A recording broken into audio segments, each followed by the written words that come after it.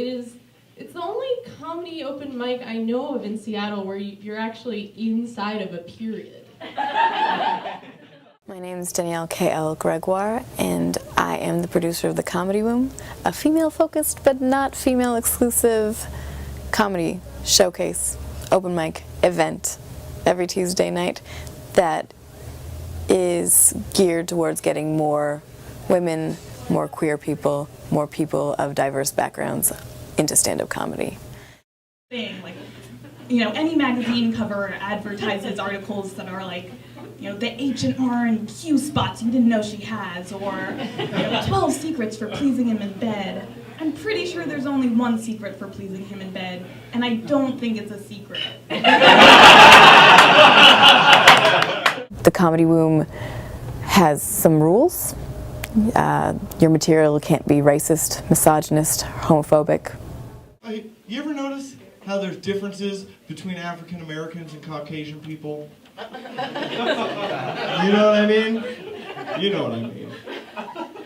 Like sometimes white people be all like, "Oh, hey, my name's Devin," you know, and then black people be all like, "Oh, what a weird coincidence. My name is also Devin."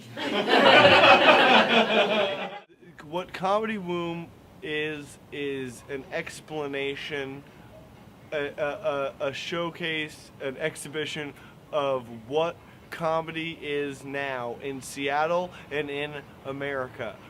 It's being able to make people laugh without putting anybody else down.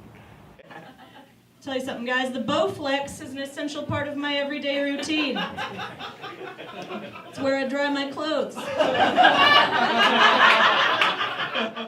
I like the Comedy Room because it has a variety of voices present on stage. I think that, you know, every open mic that you go to, there's going to be a variation in success and failure, but at least, like, it's not like people bombing in the same way all the time. There'll be people bombing with cat lady jokes or something. Or we had, like, you know, 90-year-old ladies on stage sometimes, and I've never seen that at any other open mic before. There's 3 kinds of comics. There's the guy I was talking about that you can never get it up. And then there's the second kind, and I forget what that is. And then there's me. I enjoy coming to the Comedy Room because it's incredibly supportive and welcoming, and you get to see really high quality comedy while also intermixed with people who are taking some serious risks, which sometimes really pay off and sometimes don't, but mostly pay off, and it's really exciting.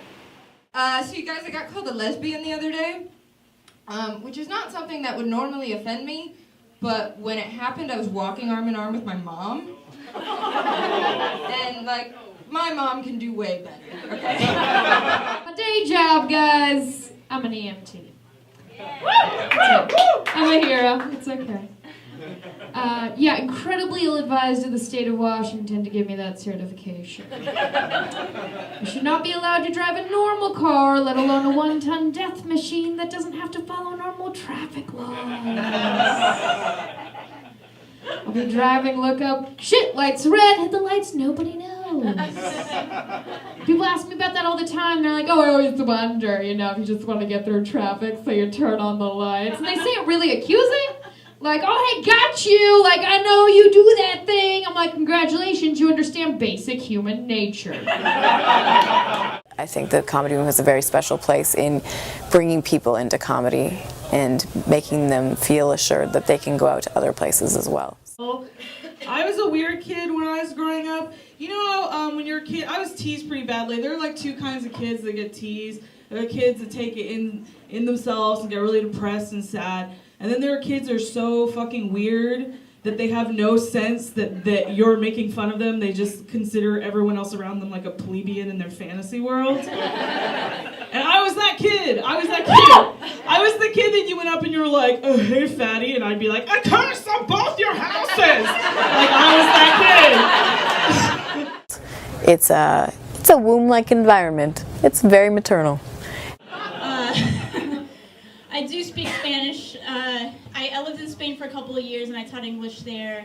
And my students were all teenagers, so they'd ask me questions about the United States from time to time. I remember one time one of my students was like, teacher, parties in high school, are they like in the movies? And I was like, yeah, pretty much. But really what I was thinking was like, oh my god, a room full of people thinks I was invited to a party in high school. You should check out the Comedy Room Bumbershoot showcase because it's going to be some of the best up-and-coming comics, like the people who 5 years from now are going to move away from Seattle, so you get to say that you saw them when. That's the exciting part about a very new showcase with people who are so passionate about comedy. And I have chosen people who are committed and are funny and want to make you laugh. And just the energy involved in that is fantastic.